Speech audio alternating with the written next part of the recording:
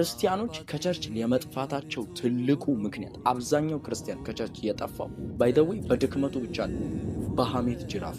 ብዙ ሰው ማለት ነው እቺ ልጅ አጥር ጥግ ስር አየናት፣ በጣም ታስጠላለች፣ የእንትና ልጅ አይደለች አውቃታለሁ እኮ የእንትና ልጅ አውቀዋለሁ እኮ ብሎ በሐሜት ጅራፉ ስለገረፈው ያ ልጅ ድጋሚ አቅም አይኖረውም፣ ፖቴንሻል አይኖረውም። ለምን ስትል በሐሜት ጅራፍ ተገርፏላ። ያንን ልጅ ግን ቀጥተው መክረው መመለስ የሚገባቸው ሰዎች የቡና መጠጫ ካደረጉት በኋላ እንዴት አድርጎ ቸርች ይምጣ? ከዛ በኋላ ከቸርች ሲጠፋ ደግሞ ባክ አደረገ ብለን እንሰድበዋለን። ያ ልጅ እኮ እንደ ማንኛችንም ደግሞ እኮ ነው ያለፈው።